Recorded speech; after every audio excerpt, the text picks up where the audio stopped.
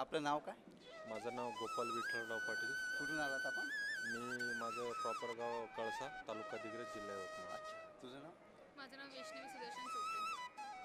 कुठून आपलं? वाईमेडी तालुका दिग्रज जिल्हा यवतमाळ. काय करता आपण? माझा फोटोग्राफीचा व्यवसाय. आपण मी पोलीस भरती ग्राउंड. म्हणजे पोलीस भरती. हां हां. तुम्ही सार्वधर्मीय सामूहिक विवाहात लग्न करत आहे.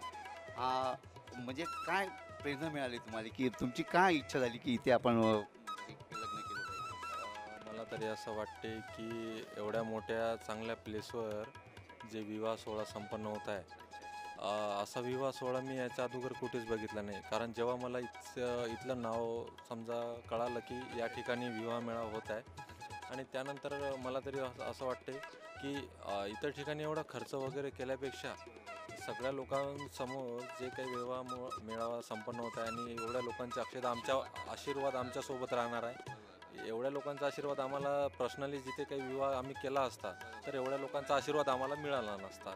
तर इथे विवाह मेळाव्यासाठी म्हणजे आम्ही उत्स्फूर्त आहोत की आमचा विवाह इथं होत आहे. जे विचार आहेत तेच विचार तुझे पण आहेत का? हो. तुला पण असं वाटतं की नाही बाबा आपल्या वडिलांनी आपलं लग्न चांगल्या म्हणजे लॉनमध्ये करायला पाहिजे होतं, चांगल्या ठिकाणी करायला पाहिजे, असं तर नाही वाटत? नाही नाही नाही. तुलाही यांच्यासारखं पण विचार कर. हो. अच्छा आम्ही एक सर्वसाधारण घरून बिलॉंग करतो. अच्छा. त्यामुळं आम्ही शेतकरी वर्गातले एक कपल आहे.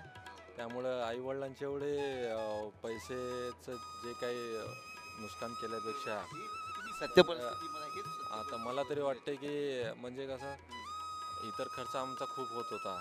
पर्सनल जर लग्न केलं असतं तर म्हणजे पर्सनली तिच्या आईवडिलांचा जास्त खर्च झाला असता. बिलकुल बिलकुल. आणि घरची परिस्थिती एवढी काही चांगली नसल्याच्या कारणानं आम्ही ते करण्याचं ठाम केलेलं आहे. खूप चांगला निर्णय घेतलेला आहे तुम्ही. म्हणजे बरं, तुम्ही आता इथे आला तर तुम्हाला कसं वाटलं इथे?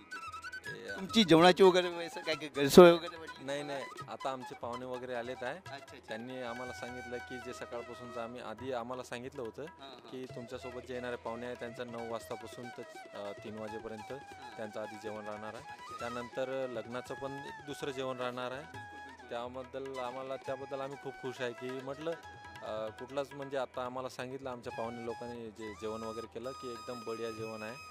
आणि आम्ही आत्ताच पोहोचलेला, आता आम्ही पण जेवण करू. बरं, हे तुमच्या हातात जे दिसून राहिलेलं आहे, हे तुम्ही तिकडनं आले, हे काय आहे तुमच्या हातात, म्हणजे कुठून आणलेलं आहे? हे आम्हाला सामूहिक विवाह सोहळ्याच्या ऑर्गनायझर जे कोणी असतील याचे आपले नंदुरकर सर वगैरे जे कोणी सगळे लोक, त्या सर्व लोकांनी आम्हाला हे दिलेलं आहे. अच्छा, म्हणजे तुम्हाला भेट दिली. हां, भेट वस्तू म्हणून. म्हणजे साडी वगैरे मला वाटते, शेरवानी वगैरे हां देवाची आणि मुलीची. ज्या लुकवर आम्ही आलेलो आहोत, फक्त आम्ही इथलं कुठलंही सामान आम्ही घरून आणलेलं नाही. काहीच नाही. आम्ही याच लुकवर आलेलो आहोत आणि नंतर आम्हाला सगळं गायडन्स आणि सगळे कपडे वगैरे आम्हाला ऑर्गनायझर देणार. नवरीचं मेकअप, म्हणजे मेकअप वगैरे पण म्हणजे सगळे इथेच का, की तुम्ही सोबत आणलेला आहे मेकअप मॅन? आमचा मेकअप वगैरे पण इथेच आहे. हां. म्हणजे सगळी सुविधा, म्हणजे तुम्हाला इथं म्हणजे काही गैरसोय वगैरे असेल? काहीच नाही, कुठलीच नाही. एक पैशाची पण गैरसोय नाही. एकदम बढिया आणि खूप छान आम्हाला वाटलं इथे येऊन. तुम्हा दोघाही उभयांना खूप खूप शुभेच्छा. तुमचं भावी आयुष्य खूप सुखात जाओ हीच मी परमेश्वराजवळ स्वामीजवळ इच्छा व्यक्त करतो.